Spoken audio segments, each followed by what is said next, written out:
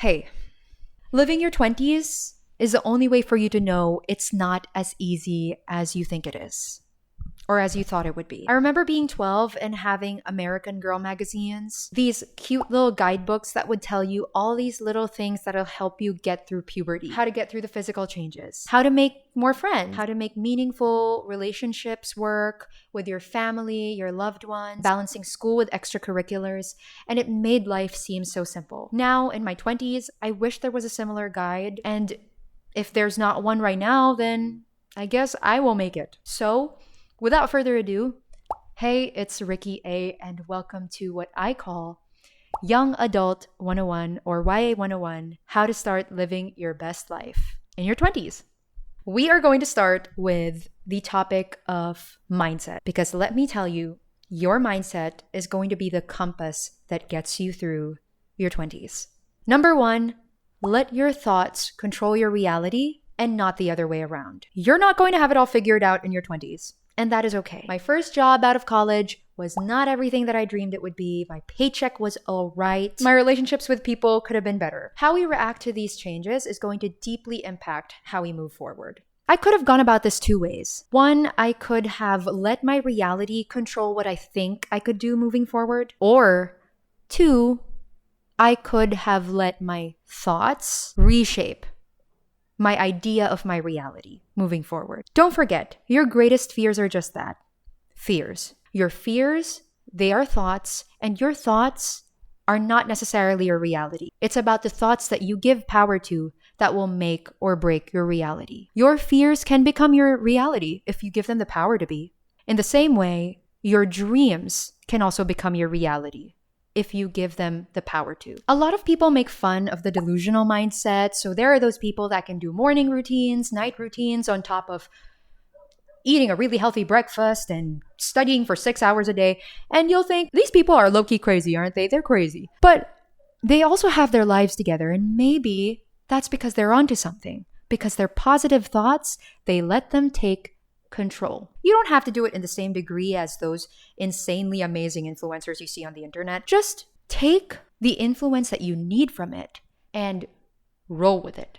Consider doing little things to separate your negative thoughts from your reality. You can do this through what I call exertive hobbies. Exertive hobbies are hobbies that allow you to express yourself and therefore better process your emotions. So these might include things like journaling your thoughts, going for a jog, talking to your friends, and the like. Think of your thoughts as something that you can hold. It's kind of like a ball of string. Your exertive hobbies, they take a ball of string that I don't have one right now, but they take this ball of string and they turn it into a straight line. In much the same way, nurture and contemplate on your positive thoughts by engaging in absorptive hobbies when you start to feel like you're in that positive headspace. So if those were exertive hobbies, absorptive hobbies might include, say, listening to podcasts, watching films, listening to your friends, engaging with art. It could even be as simple as listening to music and looking at the sky. Whatever allows you to reflect, because this will allow your thoughts to simmer and, as an effect, take anchor. Where you spend your mental energy matters. You only have so much of it, so how's the best way to spend it? Number two, balance your energy and moderate. Let's go back to absorptive and exertive as concepts. Being in your 20s is going to be like running a bridge, where on one end is your child self and on the other is adult self. Your child self is somebody who likes absorbing the world. You like engaging with it, learning new things, talking to people, kind of absorbing content. And on the other end is your adult self who's already established in the world. You're already choosing your goals and designing your life and doing what you need to do to reach your goals. Being in your 20s, naturally, you're in between those stages, so you imagine it as running between the two ends of the bridge. One day, you might find yourself playing video games until midnight, just enjoying being a kid. Or other days, you might really feel your adult self coming on, like you just study and study and study until you pass out. Now, let's go back. Let's reel it back, all right? There is no right or wrong way to absorb or exert. But in much the same way that you do everything in your life, you have to moderate. There are consequences for doing too much of either. Like when I doom scroll on TikTok, I start to feel anxious and overwhelmed. Or when I study for maybe like an entire day, I start to feel a little detached and hopeless, and I wonder if this is really all life has to it. You don't want to be there. in either of those places. So what matters is really moderation. Take a step back and reassess one of your weeks. Do you see consecutive nights out on there, or do you maybe see consecutive 4-hour study blocks with no breaks in between? There is your pain point. Consider inserting a little bit of absorptive in your exertive days or exertive in your absorptive days. Maybe do something a little productive before your nights out, or try to add a little break after your study sessions. Go to a cafe, listen to some music, talk to your friends. Think of your energy as water. Too much in one cup and it overflows. So balance it. It'll vary from person to person, so do what feels right to you. And then you can start to make some bigger moves. Which leads us to number 3. Be intentional with your time. Once you've got your balance together, you will feel a little more in control. From there, from all this absorbing and exerting control that you've made, you can now do some bigger exertions. Being in your 20s, it can be super easy to fall back into old habits because trust me, old habits die really hard. But now that you're a big person with big money, time, and resources, the benefits you gain from the intentional use of your time are great. And the consequences of not doing that are even greater. Consider that now you have all the power in the world to do bigger, bolder, more intentional things with your time, with all this big girl or big boy money that you have. Maybe you've always wanted to pick up on a certain hobby or pursue something, photography, biking, vlogging, graduate school, but thinking of the costs, whether it's mental, money-wise, etc. That might be holding you back. But for that, we have a saying in Tagalog. Kung ayaw, may dahilan. Kung gusto, palaging may paraan. If you don't want to, there are excuses. But if you do, there will always be ways. Just as easily as you could be intentional with your time, you could also use it to do completely useless, easy things. But do not forget that nothing good ever comes easy, because usually things that come easy or look too good to be true, they are. And they're not usually worth your time. Speaking of easy things, your attention span may also be holding you back. We are going to go back to the topic of social media. Social media, that is the worst use of your time. A short attention span didn't used to be such a big problem, but now you will find yourself doom scrolling on TikTok, Instagram, etc. It'll be 10 minutes, 20, 30, and next thing you know, half an hour to an hour has passed of you looking at yellow baskets. Do you really want to be that person? Try to assign a money value to your time. Let's say a minute of my time is 1,000 pesos.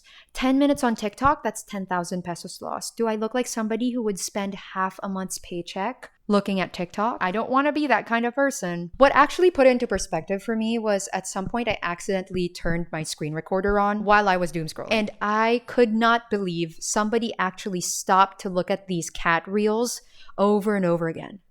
Over and over. Like when you don't see a person doing it and you just see your phone doing it, it's like, this looks like a robot is doing it. Do I really want to be that kind of person? So put your phone down and say what you've been doing for the last how many minutes. It really helps to put it into perspective. Your time is money and you're never going to get it back. So spend it wisely. In much the same way, who you spend it with is going to be incredibly important in your adult life. Which brings us to number 5, replenish your energy by keeping the things you hold dear close. All that said and done, it starts to look like a battlefield out here, like, oh, you are fighting for your life in your 20s.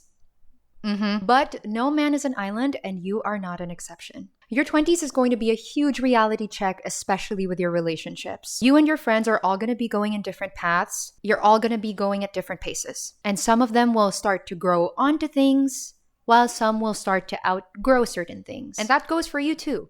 Maybe you don't want to talk about your love life every night anymore the way that you used to. Or maybe some of your friends are getting into exercise clubs like Run Club, Pilates Sundays, and that's just not something that you're into right now. Or maybe you are, but not as much as they are.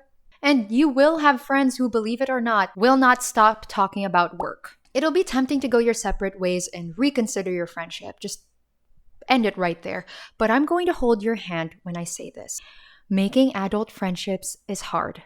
It's half luck and half effort. Who you know and who your enemies are can greatly affect your life moving forward, especially as a young adult. So consider this. Maturing isn't necessarily going to be cutting people off, but it's about being intentional and mindful about who and what you invest your energy in. There will be friends that you need to put more effort into, and there will be times when you can't give them that. Doesn't mean you can't be friends anymore. It's just that timing matters. Regardless, nurture your support system. That's family, friends, your loved ones, partners, even your pet dog or cat. Focus on the relationships that energize you. Focus on the people who love you through good times and bad, people who challenge you, people who help to keep you accountable, people you share common goals with, but most of all, cherish the people who feel like a safe space to you.